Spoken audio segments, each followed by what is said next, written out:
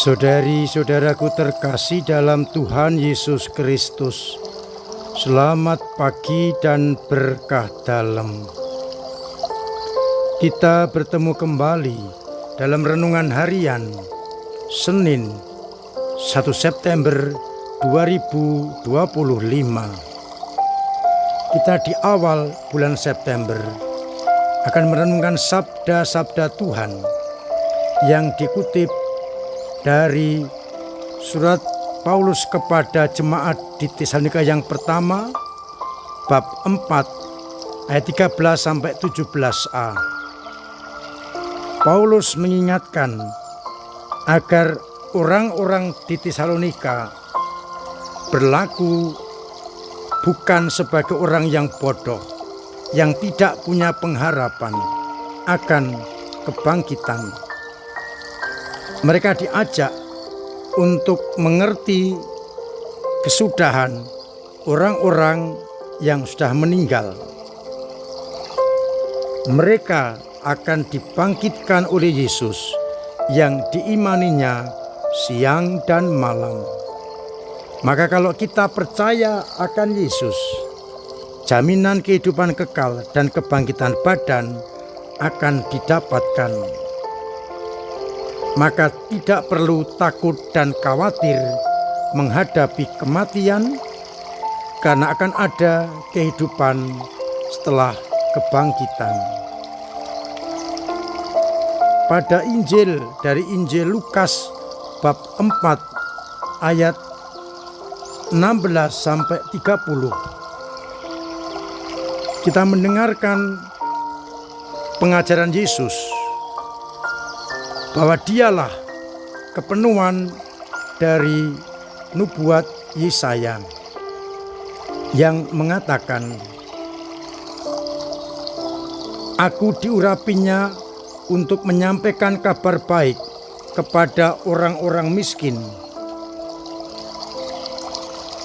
dan aku diutus untuk memberitakan pembebasan bagi orang-orang tawanan, penglihatan kepada orang-orang buta, dan membebaskan orang-orang yang tertindas. Aku diutus untuk memberitakan bahwa tahun rahmat Tuhan telah datang." Dan itulah kegenapannya. Dikatakan Yesus, pada waktu kamu mendengar ayat-ayat itu,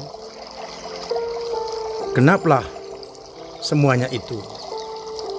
Dan semua orang membenarkannya. Kemudian menyampaikan ajarannya, karena orang-orang waktu tidak percaya menolak Yesus. Menegaskan ketika terjadi kelaparan, langit tertutup 3 tahun 6 bulan, hanya janda di Sarfat yang ditolong. Padahal banyak janda-janda di Israel. Dan pada zaman Nabi Elisa, banyak orang kusta di Israel. Tetapi hanya Naaman orang Syria yang ditahirkan. Mereka mengerti yang dimaksud Yesus. Maka mereka menghalus keluar kota, membawa ke tebing gunung untuk melemparkan dia dari tebing itu. Namun Yesus dengan tetap tenang lewat di tengah-tengah mereka, lalu pergi. Saudari-saudaraku terkasih dalam Kristus,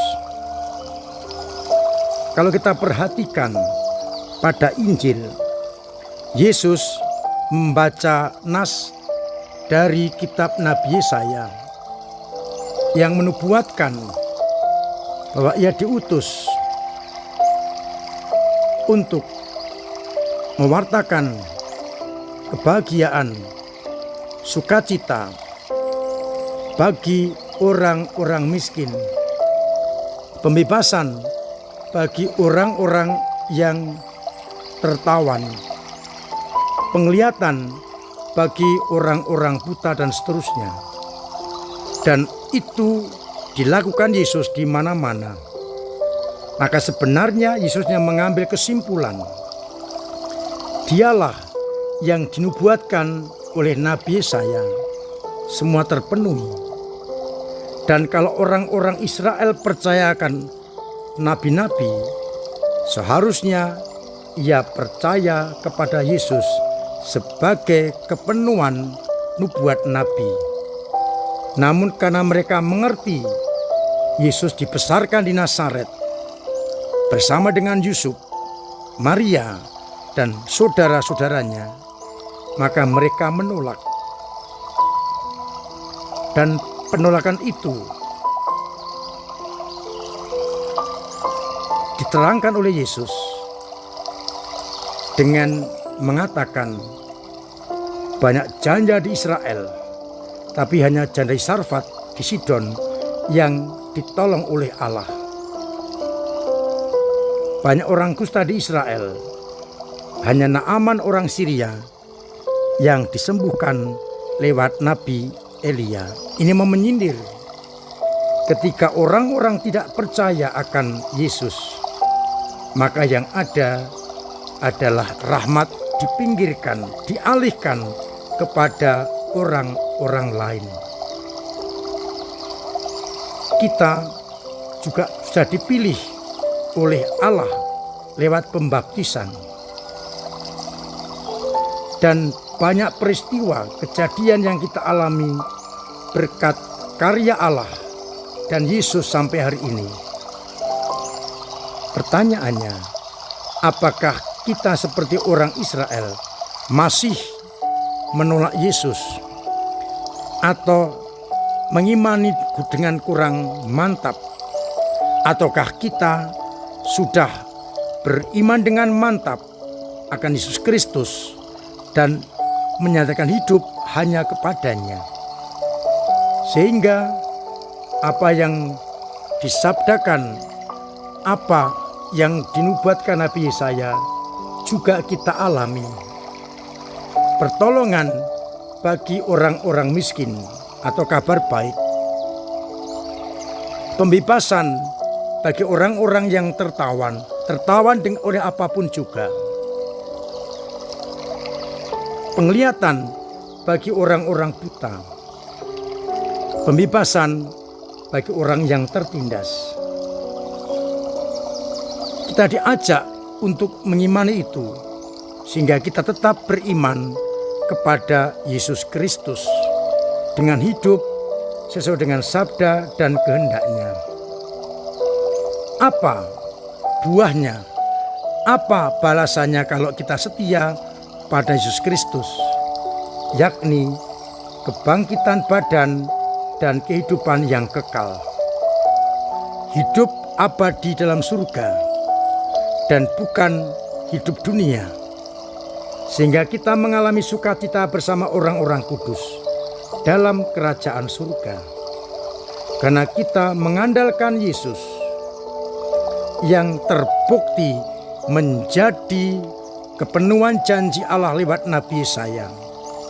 Sehingga orang-orang yang terpinggirkan oleh dunia mengalami kasih karunia Allah.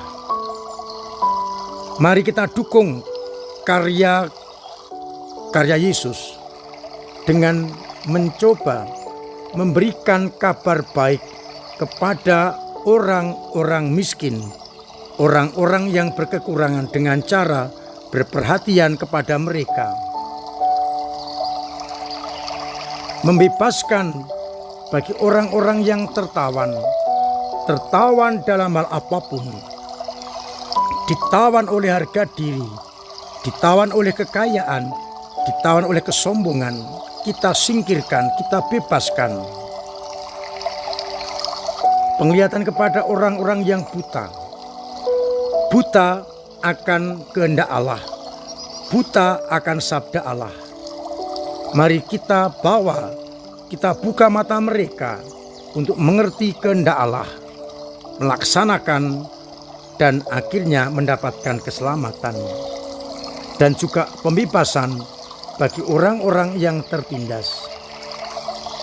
Artinya tertindas oleh apapun juga, kita bangkitkan, kita singkirkan penindasan itu, sehingga kita benar-benar membawa kabar sukacita dan tahun rahmat Tuhan boleh dialami oleh semakin banyak orang. Agar akhirnya kalau kita setia sampai akhir, kita dipanggil Tuhan, kita akan mendapatkan jaminan kebangkitan badan dan kehidupan yang kekal. Tuhan memberkati kita sekalian. Amin. Marilah kita berdoa. Bapa yang penuh kasih, kami bersyukur atas sabda-Mu yang memberikan pengharapan, kekuatan, hiburan bagi kami yang kadang lemah iman. Kami Kau sadarkan, tersedia hidup yang kekal bagi kami. Tersedia pembebasan bagi orang-orang yang tertindas, penglihatan bagi orang-orang buta. Pendek kata, Yesus datang membawa kabar gembira tahun rahmat Tuhan. Kuatkan kami agar kami tetap berpegang teguh pada iman kami, iman akan Yesus Putra-Mu. Kami juga berdoa bagi umat-Mu yang sakit, yang menderita, yang tertekan, agar mendapatkan kabar tahun rahmat Tuhan. Mereka yang punya beban berat, Engkau ringankan. Yang punya persoalan Engkau bantu untuk mengurai. Kami juga berdoa bagi bangsa dan negara kami yang sedang dalam keadaan tidak baik-baik saja. Semoga Roh-Mu menaungi mereka, para pemimpin dan juga rakyat, agar bisa berdialog, mengambil titik temu dengan baik, sehingga suasana menjadi lebih tenang. Hadirlah kerajaan-Mu. Semoga Roh-Mu benar-benar memengaruhi mereka untuk mencari jalan terbaik dalam kedamaian. Semoga segala usaha para pemimpin kami yang untuk mengatasi ini berjalan dengan baik dan kondisi kembali aman. Jauhkan segala hal yang dapat merusak bangsa kami. Untuk itu, sertai kami dengan berkat-Mu sendiri, Bapa dan Putra dan Roh Kudus. Amin. Saudara-saudara terkasih, tetap saya ingatkan, saya ajak untuk memiliki pola hidup yang sehat dengan menjalankan protokol kesehatan agar kita tetap sehat, terjauhkan dari penyakit, dan kita semua bahagia. Kita berdoa untuk negara kita dengan cara masing-masing agar terciptalah kembali keamanan, keselamatan, dan kedamaian. Tanggal 8 September, Senin depan, kita akan merayakan Ekaristi, hari ulang tahun paroki kita. Saya undang umat untuk hadir dalam Ekaristi itu. Dan setelah itu ada sedikit ramah tamah di Mandala Graha. Mudah-mudahan ada donatur yang baik yang akan memberikan stimulus dengan door prize-nya. Yang ingin menyumbang door prize bisa menghubungi saya untuk meramaikan sukacita ulang tahun gereja. Terima kasih kepada semua saja yang telah ambil bagian dalam karya gereja lewat doa-doa, pemberian diri, pemberian waktu, pemberian tenaga, dan pemberian karya yang membuat semuanya boleh menjadikan gereja kita semakin katolik dan apostolik. Terima kasih pada para penerima yang sudah ambil bagian dalam perkembangan gereja.